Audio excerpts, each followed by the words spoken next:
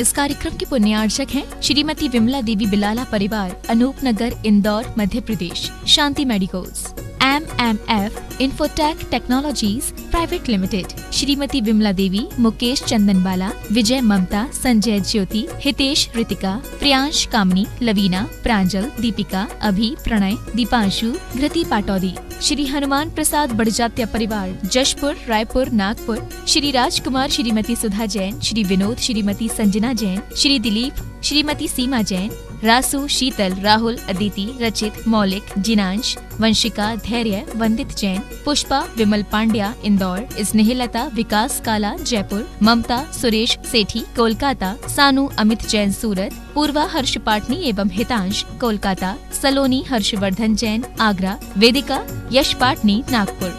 माता श्री सुशीलाबाई जैन, ललितपुर वाले, Shrimati Meena, Anil Kumar Jain, VSR, Shri Vidyasagar roadways, Nagpur. पुत्री एवं दामाद श्रीमती सोनिया, श्री आदेश कुमार जी, पौत्र रेहान, मास्टर युवान जैन, सिंगापुर। श्रीमती स्वाति पीयूष जैन, मास्टर दर्श जैन, मास्टर गर्व जैन, VSR, श्री विद्यासागर रोडवेज परिवार, नागपुर। सौभाग्यवती किरण, कमल कुमार जैन, दिल्ली। सौभाग्यवती शिमला, राजेंद्र कुमार जी, घनसौर। सौभाग्यवती Mukta, Ajay Jain, dream soapy, VSR, Shri Vidyasagar roadways, Nagpur. Shri Narendra Kumar Jain, Nitin Jain, Tanvi Jain, Anisha Jain, Adinath associate, Delhi.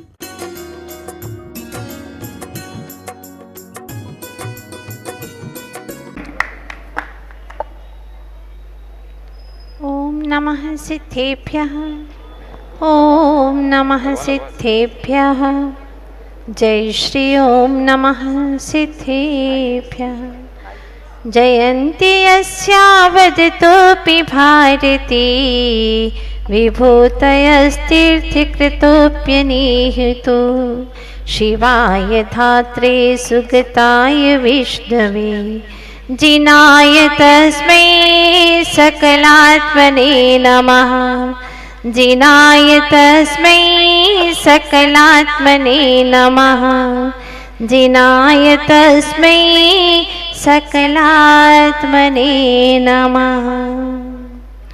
तुम चलते फिरते तीर्थ हो, तुम महावीर सी सूरत हो।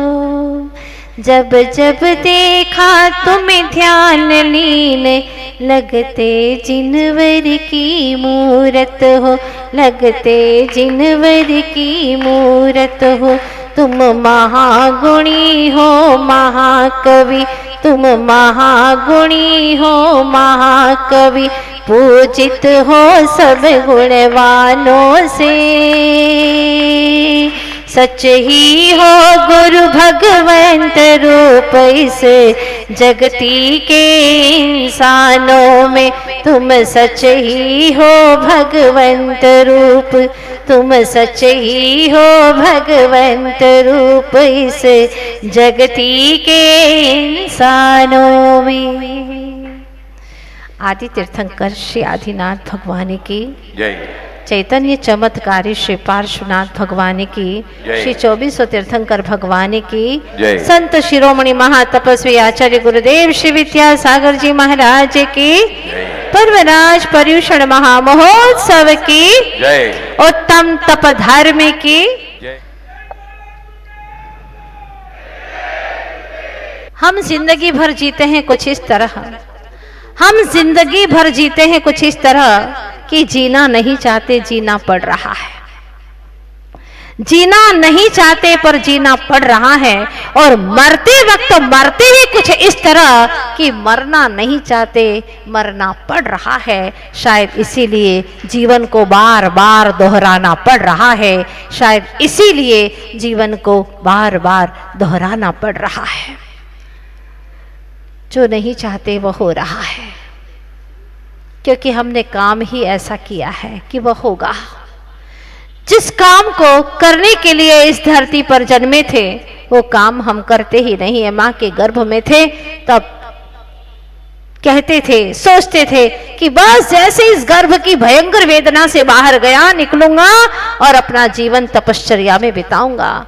मोक्ष मार्ग में लगा दूंगा, अपने जीवन को सही मार्ग में चला लूंगा। लेकिन क्या हो गया, दुनिया के रंग रोगन को देख करके ऐसा बेभान हो गया कि पूरी जिंदगी सर पट निकल गई, पता ही नहीं चला। कहते हैं ना लोग, तप करते यौवन गयो, द्रव्य गयो मुनिदान, प्राण गए संन्यास में, तीनों गए न जान। अगर तप करते हुए तुम्हारा यौवन बीत गया तो समझ लेना कि तुम्हारा यौवन व्यर्थ नहीं गया, वह सार्थक हो गया। तप करते यौवन गयो, द्रव्य गयो मुनिदान। अगर द्रव्य तुम्हारा दान में गया है तो समझ लेना तुम्हारा कमाना सार्थक हो गया है। जो मोक्ष मार्गी हैं उनको आहार दान दिया है। जहां जिनेंद्र भगवान के दर्शन करते हैं, जिनालय में दान दिया है, पता नहीं कितने भव्य जीवों को सम्यक दर्शन की प्राप्ति हो जाएगी। द्रव्य गौरवशाली इंदौर नगर मालवा में कोई ऐसा मालवा नरेश था तो नरेश नहीं, लेकिन ज्ञान से नरेश था, ज्ञान से बहुत ही श्रेष्ठ था। उसने कहा, राजा ने इसका जवाब मैं दूंगा। जब सारे लोग हताश हो गए और निष्फल हो गए, तब उस इंदौर के व्यक्ति ने कहा, मैं जवाब दूंगा। राजा ने कहा, हाँ बताओ क्या है इसका जवाब।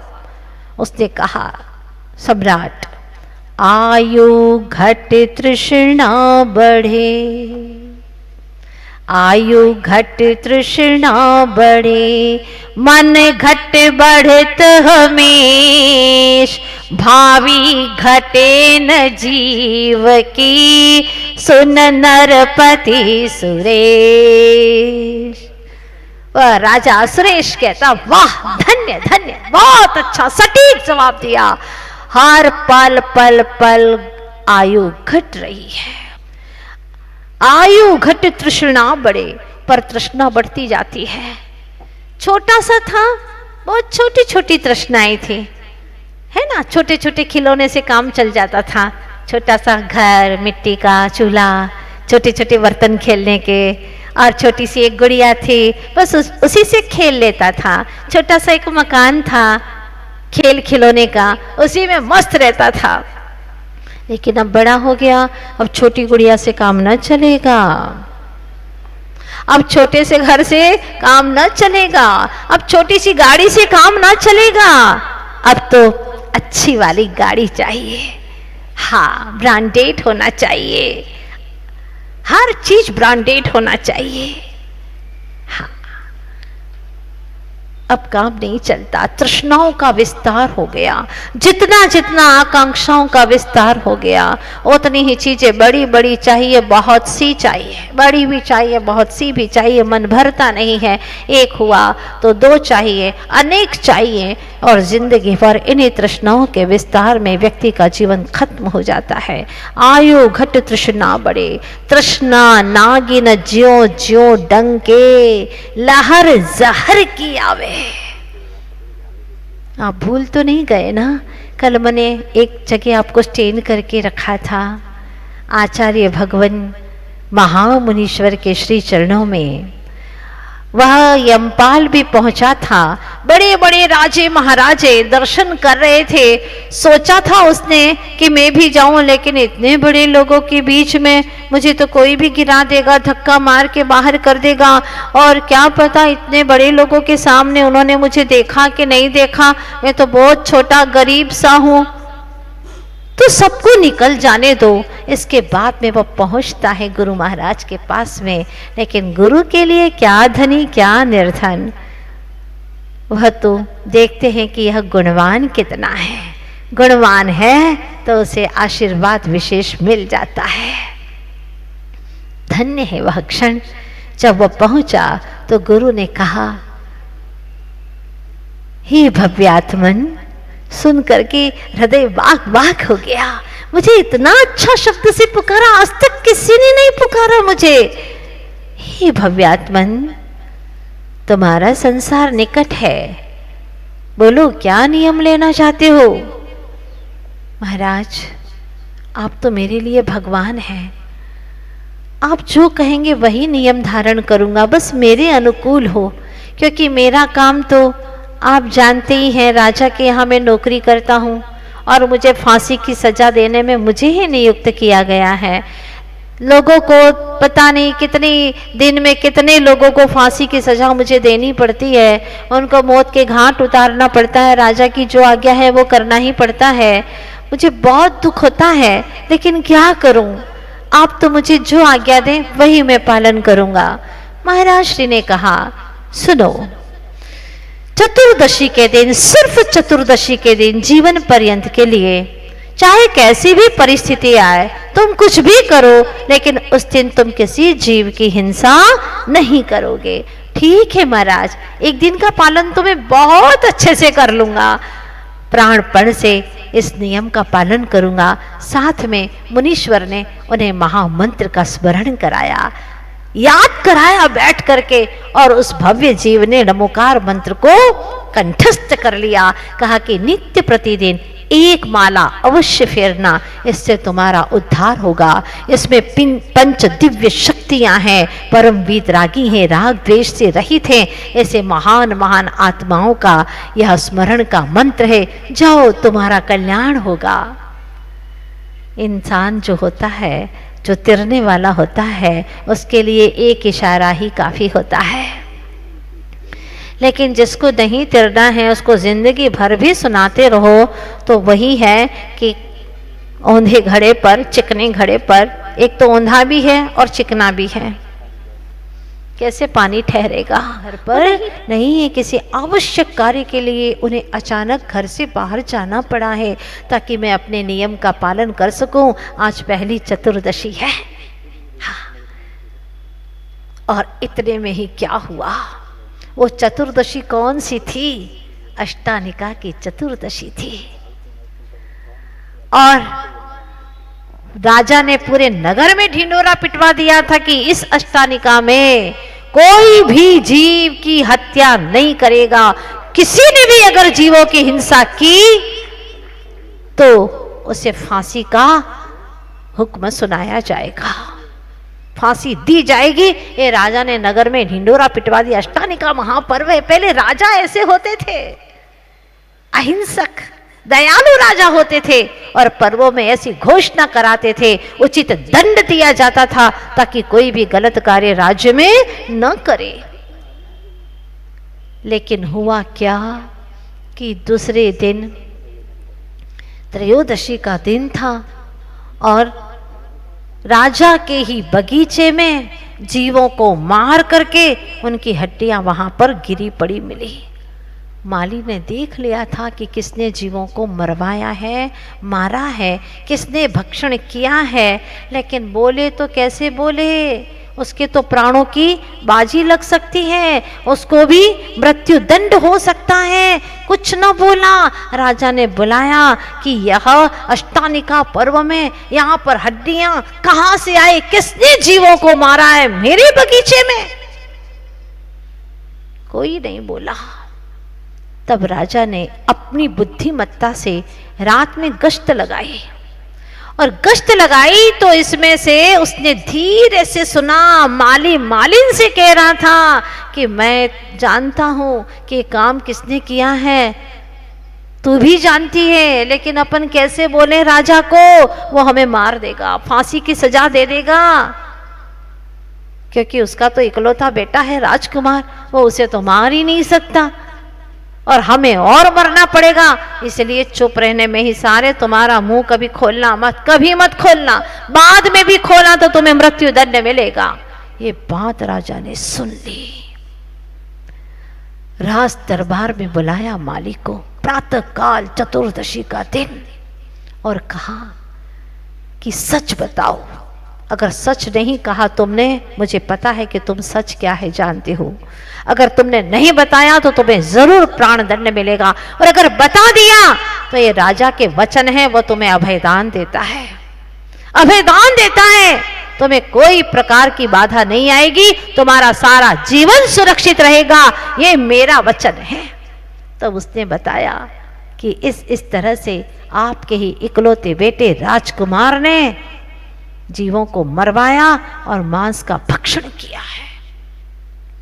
ओहो, राजा ने कहा कि अगर इस तरह से मेरा पुत्र भी गलत कार्य करता है और मांस भक्षण कर रहा है, मुझे तो ज्ञात ही नहीं था। बहुत अच्छा, उसकी भूरी भूरी प्रशंसा की और घोषणा करवा दी, आज राजकुमार को फांसी की सजा दी जाएगी। अब बुलाने भेजा, प्रातः काल का समय, चतुर्दशी का, और सिपाही गए यमपाल के घर पर बुलाने के लिए और कहा चलो, आज तो जीवन का सबसे बड़ा दिन है तुम्हारा, चलो, कहाँ हो तुम? पत्नी आई और उसने कहा आज तो मेरे स्वामी है ही नहीं, वो तो बाहर गए हुए हैं, बाहर गए हैं। अरे रे रे, कितना दुर्भाग्य है, कितना बदकिस्मती है तुम्हारा पति, आज तो जो मांगता वो उसे मिल जाता। आज तो राजकुमार को फांसी का हुक्म है, राजा का इकलौता बेटा राजकुमार, उसको फांसी की सजा मिलने वाली है और तुम्हारे पति को आज बहुत बड़ा इनाम मिलने वाला है। तो पत्नी के मन में लोभ आ जाता है, चाह उत्पन्न हो जाती है कि इतना बड़ा काम होने वाला है। ऐसे ही तो डिजायर होती है, इच्छाएं होती हैं, और यही इच्छाएं हमें कैसे दुख उत्पन्न करती हैं। वर्तमान में नियम भंग कर देते हैं इच्छाओं के नागिन से प्रेरित होकर के, और वह हमें ऐसा विषाक्त जहर हमारे भीतर में मुंह का घोल देती है कि हम बेभान हो जाते हैं। आपने किसी गाड़ी को देखा, गाड़ी देखते ही क्या मन में भाव आया? विष पैदा हुई है ना। फिर इसके बाद में वही विष डिजायर बन जाती है, इच्छाएं बन जाती है, हर पल आपको परेशान करती रहती है। फिर आप क्या करते हैं? फाइनेंस करवाते। लेकिन अब क्या हुआ, इतना पैसा तो है ही नहीं, अब आपको एक्स्ट्रा ड्यूटी करनी पड़ती है। एक्स्ट्रा ड्यूटी की, रात रात भर जागते रहे, अब स्वास्थ्य बिगड़ने लगा, चिड़चिड़ापन आ गया, घर में पत्नी पर गुस्सा करने लगे, माँ अपने बच्चों पर गुस्सा करने लगी, घर में तहलका मच गया। घर में जो शांति का साम्राज्य था अब वो सारा साम्राज्य हो गया भंग। जो खुशियां थी वह सब खत्म हो गई। काश वह इच्छा उत्पन्न हुई, वो भाव पैदा हुए, उसी वक्त ही उनको खत्म कर देते कि इसके बिना भी, गाड़ी के बिना भी मेरा काम चल रहा है। तो तुम्हारे जीवन में ये अशांति नहीं आती, सारा घर तुम्हारा तहस नहीं होता, तहस नहस नहीं होता। गाड़ी आ भी गई तो क्या, सो व्हाट, सारी जीवन की शांति तो छिन गई। आज यही हो रहा है, plane living and high thinking, ये जीवन होना चाहिए। लेकिन क्या हो रहा है? हाई लिविंग, हाँ, हाई सोसाइटी में रहते हैं, अप टू डेट होना चाहिए, स्टेटस है हमारा तो बहुत अच्छा होना चाहिए, और अंदर में फटीचर हो रहे हैं, बुरे हाल हो रहे हैं। इतना दिखावा बढ़ता जा रहा है व्यक्ति का, क्योंकि इच्छाएं बढ़ती जा रही है, बढ़ती जा रही है, आकांक्षाओं का इतना विस्तार है। आयु घटे तृष्णा बढ़े, आयु घट रही है और तृष्णा बढ़ती जा रही है। आचार्य देव कहते हैं, खूब तड़फाया तेरी ख्वाहिशों ने तुझे, अब तो इन्हें तड़फती छोड़ दे। तेरी ख्वाहिशों ने तुझे बहुत तड़फाया है चेतन, अब तो इन्हें तड़फती हुई छोड़ दे। कुछ न मिलेगा इन ख्वाहिशों से, इन इच्छाओं से, आज तक न कुछ मिला है न कुछ मिलेगा। कहा है शतक में, इच्छा से जब कुछ ना होता फिर क्यों कष्ट उठाते हो, सब अनर्थ की जड़ है इच्छा, समझ नहीं क्यों पाते हो। ज्ञानानंद घातने वाली इच्छाएं ही विपदा है, निस्तरंग आनंद सरोवर निज में शाश्वत सुखदा है।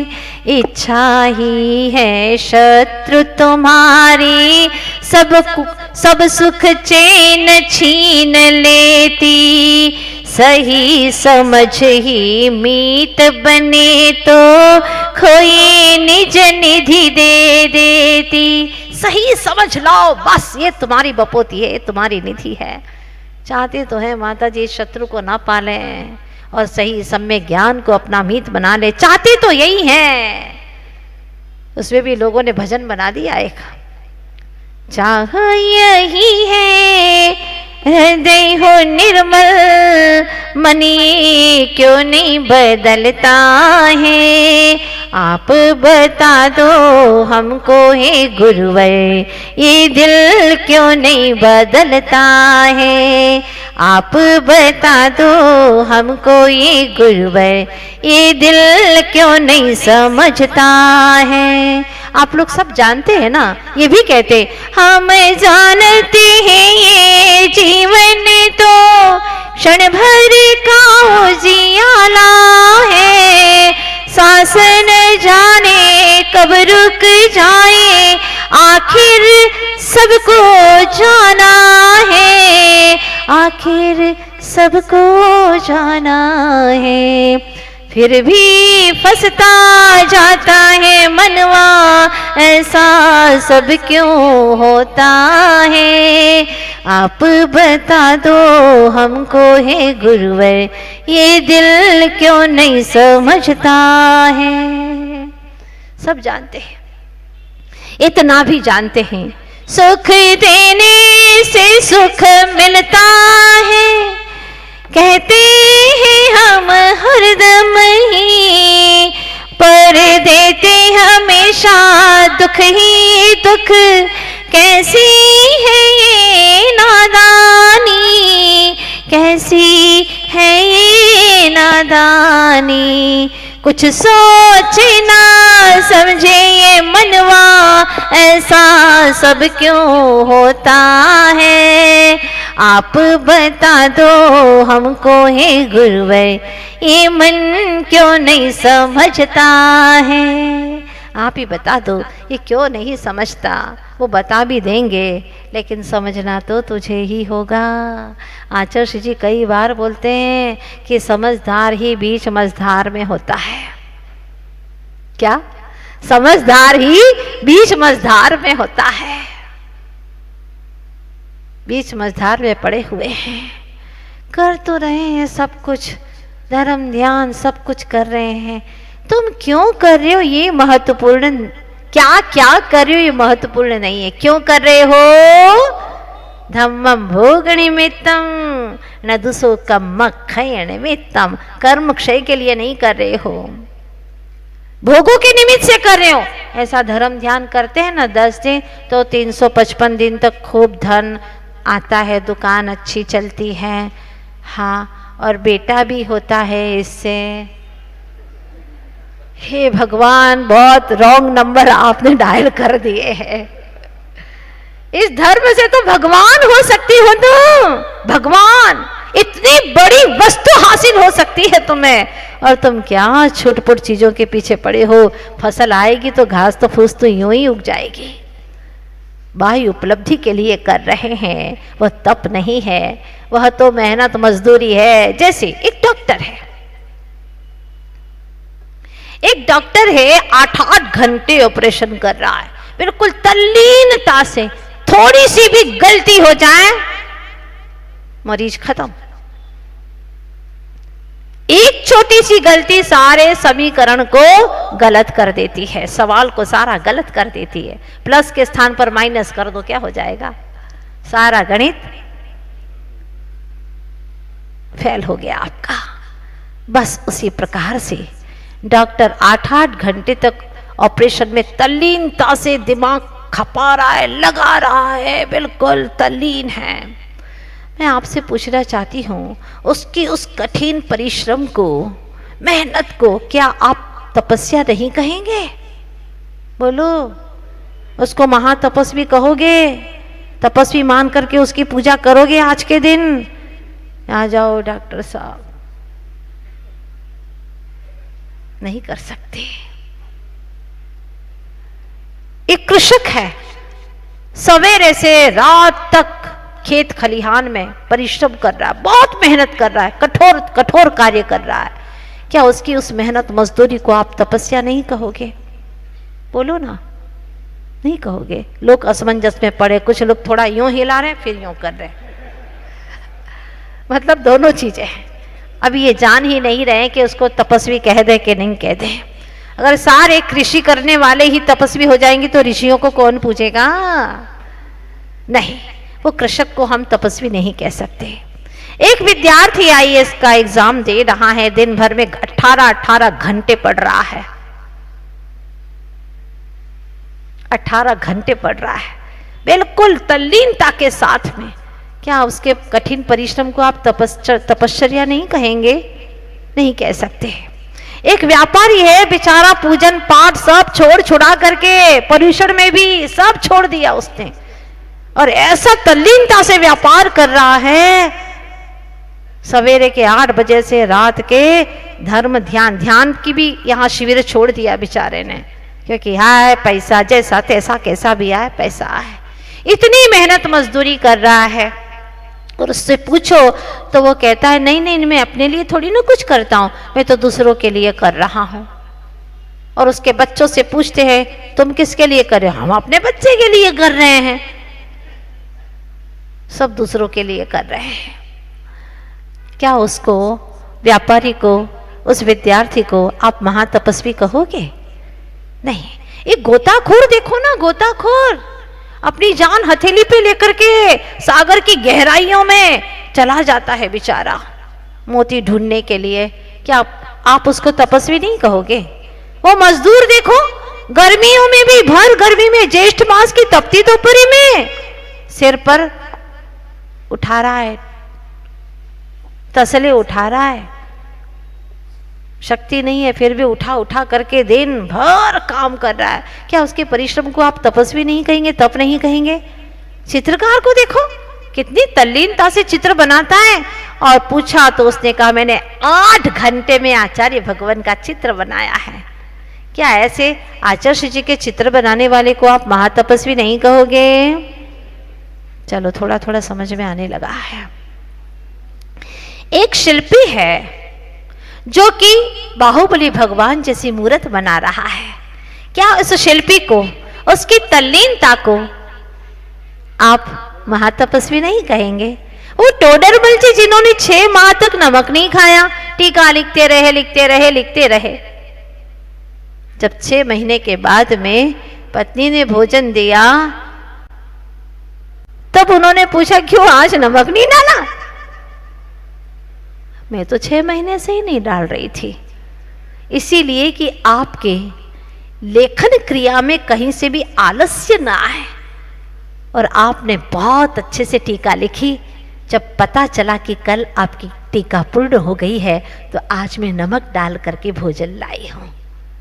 ऐसे सहयोगी बनते हैं।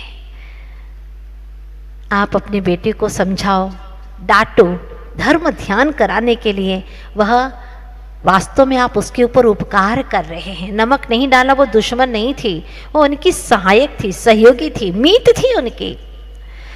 तो क्या आप उसको भी महातपस्वी नहीं कहेंगे? उनको नहीं कह सकते।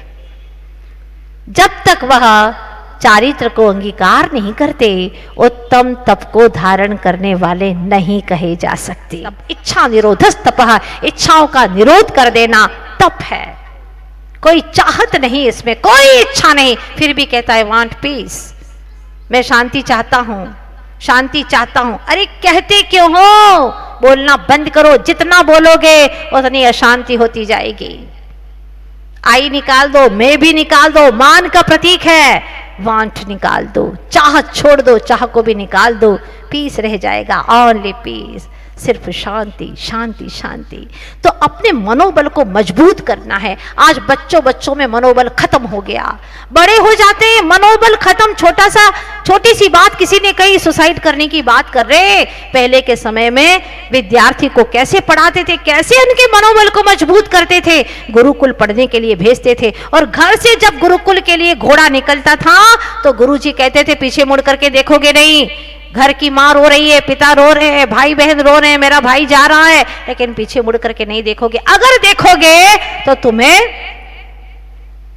कभी भी घर पे आने को नहीं मिलेगा, कभी घर पे नहीं आ पाओगे। इसलिए मुड़ करके नहीं देखोगे। वो अपने मनोबल को मजबूत करना शुरू कर देता है कि मुझे वापस घर पे भी आना है।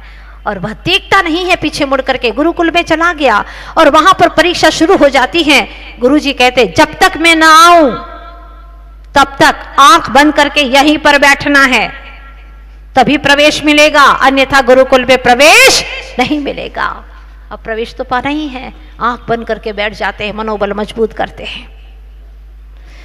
चारों ओर का वातावरण चीख चीख करके कहता है आंखें खोल दो, आंखें खोल दो, लेकिन आज्ञा है गुरु की आगे। गुरु की आज्ञा बहुत महत्वपूर्ण होती है। विल पावर स्ट्रांग होता है। पैर में दर्द है, आसन हिलाने के लिए मन कह रहा है, भूख लगी है, खीर सामने है, जलेबी सामने है, कचौरी सामने है, लेकिन गुरुजी ने कहा है अभी नहीं खाओगे जब तक हम ना आए। कंट्रोल कर रहे हैं। गुरु की बात बड़ी अजूबी सी होती है। सन 78 की बात मुझे याद आती है कि जब 3-4 शुल्लक जी थे, पूज्य निर्यापक श्रवण श्री समय सागर जी महाराज भी उस वक्त शुल्लक के रूप में थे, पूज्य श्री नियम सागर जी महाराज, और नियम था समय सागर महाराज जी का हर अष्टमी चतुर्दशी को उपवास करते थे, पर नियम सागर महाराज जी तो नहीं करते थे हर अष्टमी चतुर्दशी को। तो जब वह उपवास लेने के लिए गए समय सागर जी महाराज जी, तो आचार्य जी ने कहा कि देखो हमेशा उपवास तो करते ही हैं ये। सोचा मन में गुरु कैसे परीक्षा लेते हैं अपने शिष्य की। उन्होंने कहा सुनो, आज उन्नूदर कर लेना, उपवास मत करना। ठीक है गुरुदेव, जैसे ही आपकी आज्ञा। पूज्य समय सागर जी महाराज आ गए, तो नियम सागर महाराज जी को पता चला कि आज तो उन्नूदर मिल रहा है, बहुत अच्छा, चलो अपन भी चलते। वो भी पहुंच गए। आचार्य जी ने कहा अच्छा भावना बनाई है तो आज उपवास कर लो।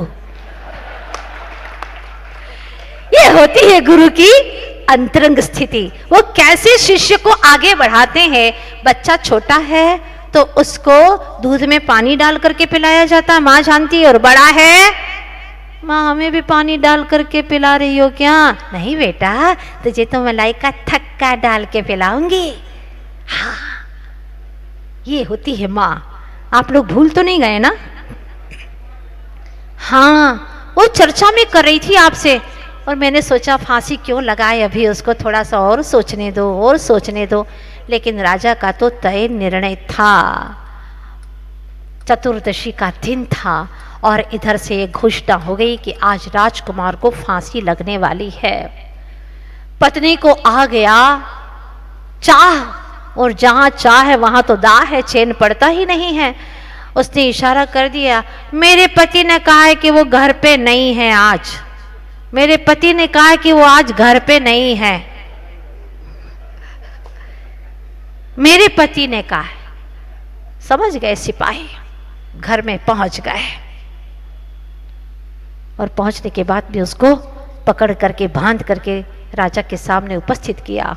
राजा ने कहा तुमने राज आज्ञा का इतना उल्लंघन करते रहे, तुम्हें दंड दिया जाएगा।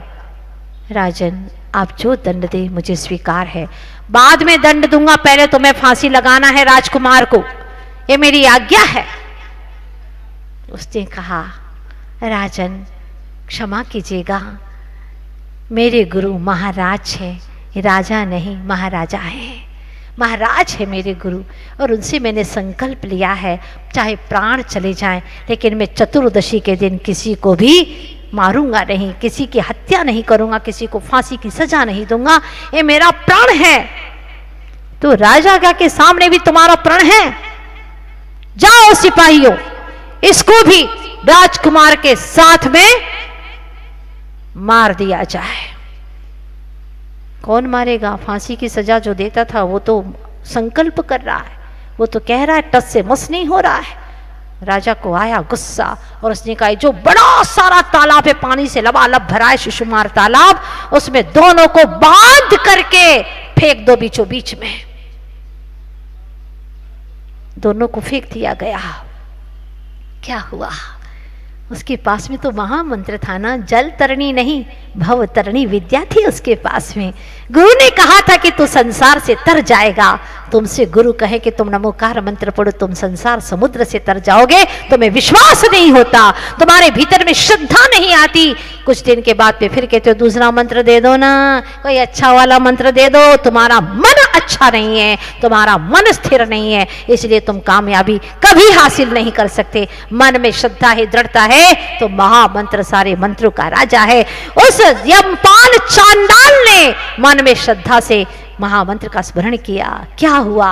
वही यूं तो क्या क्या नजर नहीं आता, उनका दामन नजर नहीं आता, झोलियां सबकी भर जाती हैं मगर देने वाला नजर नहीं आता। देवों का आसन कंपायमान हो गया। अवधि ज्ञान से जाना कि भगवान के सच्चे भक्त को, वीतराग प्रभु के सच्चे भक्त को उपसर्ग हो रहा है। जाओ देवताओं, जाओ उसकी रक्षा करो। उनके भी ज्ञान में यमपाल चांडाल आया, राजा का राजकुमार नहीं आया। सोचो। और उन्होंने, देवों ने आकर के उसके बंधन तोड़ दिए, उसको खोल करके पानी के ऊपर अधर में एक सुंदर आसन बनाया और आसन के ऊपर उस यमपाल चांडाल को बिठा दिया। धन्य है। देवावि तस्य पणमंति जस धम्मे सयामणो अहिंसा संयमो तवो धम्म मंगल मुख्यतम। अहिंसा, संयम और तप जैसा कोई धर्म नहीं है, और ये धर्म जिसके हृदय में है उसको देव भी प्रणाम करते हैं। तभी तो गौतम स्वामी ने भी प्रणाम किया 64 रिद्धियों में। संजमो संजदाय, संजदा संयम को, तवो तप तपस्वी को, जो तप से अनंत सिद्ध हुए, नए सिद्धे तब सिद्धे संजम सिद्धे।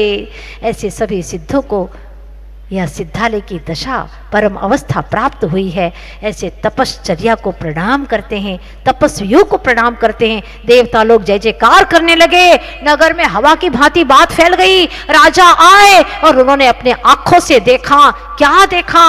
जो बेटा था राजकुमार वह तो नीचे चला गया, खत्म हो गया उसका जीवन, मुर्दा ऊपर तैर करके आ गया है। लेकिन यमपाल चांडाल, वाह, देवता जय जयकार कर रहे हैं। सब धर्म की जय जयकार है। भव्य जीवों, ये छोटी सी कथा हमारे जीवन को बदल लेने वाली है। आप भी अपने जीवन में पुरुषार्थ करते हैं, धर्म पुरुषार्थ करते हैं, लेकिन बुद्धि पवित्र नहीं होती है, जबकि धर्म पुरुषार्थ बुद्धि को पवित्र करने वाला है। अर्थ पुरुषार्थ तन को पुष्ट करने वाला है। धर्म अर्थ काम पुरुषार्थ मन को पुष्ट करता है, लेकिन मोक्ष पुरुषार्थ आत्मा को पवित्र करने वाला है, आत्मा की अपनी सबसे ऊंचाइयों पर पहुंचाने वाला है। इसलिए आप सभी से बस यही मेरा निवेदन है, एक गुजारिश है कि अपना जीवन आनंदमय हो और अंत में कोई ऐसी इच्छा न सताए जिस इच्छा के कारण संसार में परिभ्रमण करना पड़े। इसीलिए कुछ सूत्र हैं, इच्छाएं जितनी बड़ी होगी उतनी समस्याएं बड़ी होंगी तुम्हारी, इसलिए इच्छाओं को घटाना शुरू कर दो। अभी 10 दिन में आपके 2 जोड़ी कपड़ों से काम चला कि नहीं चला ना, तो आप आगे भी 2 नहीं 4 से चला सकते हैं। 1 जोड़ी से काम चल गया, सोचिए आप लोग, और कितना आनंद आया। जो आनंद 1 जोड़ी कपड़े पहन करके आया है, वो आप जिंदगी में 100 जोड़ी कपड़े रखते हैं उसमें वो आनंद नहीं आता आपको। किसके लिए पहन रहे हो, किसको दिखाने के लिए पहन रहे हो? इसीलिए अपनी इच्छाओं को घटाना शुरू कर दो। ये इच्छाएं आपके घटाने से ही घटेंगी और आपके बढ़ाने से बढ़ जाएंगी। इसीलिए तपस्वी होने का उपाय, सबसे पहला सहनशील बनो। दूसरा, अपनी अनंत शक्ति की पहचान करो। तीसरी बात, परमात्मा की शक्तियों का गुणगान करो और उनके ही गुणों का चिंतन करो। एक दिन निश्चित रूप से वह आएगा दिन जब तुम्हारी इच्छाओं पर तुम कंट्रोल कर पाओगे, और सच्चे तपस्वी नहीं तो कम से कम तपस्वी के मार्ग पर चलना शुरू कर दोगे। बस यह उत्तम तप की अच्छी सी शुरुआत करना है। कल बहुत सारे लोगों ने संयम के दिन संयम को ग्रहण किया था जिंदगी के लिए। 4 दिन महीने में कम से कम हम शुद्धि का ही भोजन करेंगे। अरे क्या बाहर होगी वो, अगर कोई साधु संत आ जाए तो हमारा घर द्वार खुला रहेगा। आइए स्वामी नमोस्तु अत्र तिष्ठ तिष्ठ ठ ठ। वाह, 4 दिन 3 कप 9 करोड़ मुनि भगवंत, अथवा उसमें जो जो भी आहार लेने वाले साधु हैं 6वें 7वें गुण स्थानवर्ती, कम से कम उनको आहार देने का तुमको पुण्य लाभ अवश्य मिलेगा। कितना बड़ा पुण्य अर्जन किया। महिलाओं, आलस मत करो और शुद्ध भोजन का संकल्प करो, यही तुम्हारे चातुर्मास की उपलब्धि होगी। बोलिए उत्तम तम धर्म की। पूर्णमती माता जी का इंदौर में चौमासा चल रहा है और माता जी के प्रवचन की दिव्य देशना हम सभी को सुनने को मिल रही है। पहली बार हम सब शहरवासियों ने नेमिनाथ भगवान की बारात देखी। उसके बाद अभी पर्यूषण के 10 दिनों में माता जी के सानिध्य में दिन भर सुबह से शाम तक पुण्योदय के कारण सभी शिविर का लाभ ले रहे हैं और 10-15 दिन बाद अक्टूबर में माता जी के सानिध्य में भक्तांबर का विधान होने वाला है। तो पूरे शहर में पुण्य की गंगा बह रही है और हम सभी में बहुत उत्साह छाया हुआ है और पूरा शहर पुण्य का लाभ ले रहा है। इंदौर धन्य हो गया। माता जी हारिका आचार्य श्री विद्यासागर जी महाराज की महान शिष्या इंदौर में का सत्संग वर्षा योग, पावन वर्षा योग चल रहा है। सबसे बड़ी बात यह है कि युग के महान संत चैत्य चक्रवर्ती आचार्य श्री शांति सागर जी की महान साधक आचार्य भगवंत विद्यासागर जी गुरुदेव की अप्रतिम शिष्या परम पूज्य हारिका पूर्णमती माता जी का इंदौर के दयाल बाग में जो वर्षा योग चल रहा है वह परम पावन पर्व आज पर्यूषण पर्व पर जिनवाणी चैनल के द्वारा जो प्रसारण हो रहा है वह प्रसारण अनुकरणीय है, सराहनीय है। इंदौर समाज आपके वर्षा योग से धन्य हो गया है। पूरा देश आपके प्रवचन और धर्म प्रभावना से धन्य हो गया है। देश और दुनिया में जिनवाणी चैनल द्वारा जो जानकारी प्रसारित की जा रही पर्यूषण पर्वराज की माता जी की वह अनुकरणीय है, सराहनीय है। क्या उस जो धर्म प्रभावना कर रहे हैं जो चैनल से हो रही है वह अविस्मरणीय है और देश और दुनिया में बहुत ही प्रभावना हो रही है। देश दुनिया में बहुत ज़्यादा प्रभावना हो रही है कि जीवन धन्य हो रहा है, सार्थक हो रहा है। माता जी ये पूर्णमती माता जी इंदौर में आई, बहुत अच्छा लगता है। माता जी ने 12 साल के ग्रंथ को 3 महीने में पूर्ण कर लिया है। यह सबसे बड़ी भावना है कि माता जी बहुत बुद्धिमान और आकर्षण और प्रवचन भी बहुत अच्छे देती है। माता जी ने 12 साल के ग्रंथ 3 साल में पूर्ण कर लिए। माता जी बहुत अच्छा भजन भी गाती है, उनकी वाणी भी बहुत बढ़िया है, सुनने में मन लगता है। और माता जी इंदौर में पहली बार आई और इंदौर में पहली बार ही यह कार्यक्रम जिनवाणी चैनल वाले दिखा रहे हैं। मुझे माता जी का प्रवचन इतना सौम्य और इतना अच्छा रहता है कि हम लोग भाव विह्वल हो जाते हैं।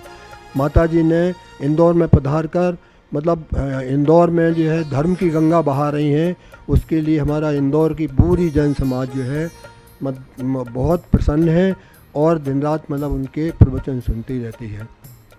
मैं माता जी से पिछले 20 साल से जुड़ा हुआ हूँ।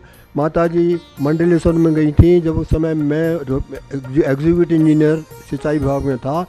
2 महीने माता जी के प्रवचन सुने और उनके साथ हमेशा रहे। उनके मतलब बाहरचर्या में जो भी हमारा सहयोग बना मैंने सहयोग किया और उनके प्रवचन सुन करके हम लोग इतने भावविह्वल हो जाते थे कि घर जाने की इच्छा नहीं होती थी।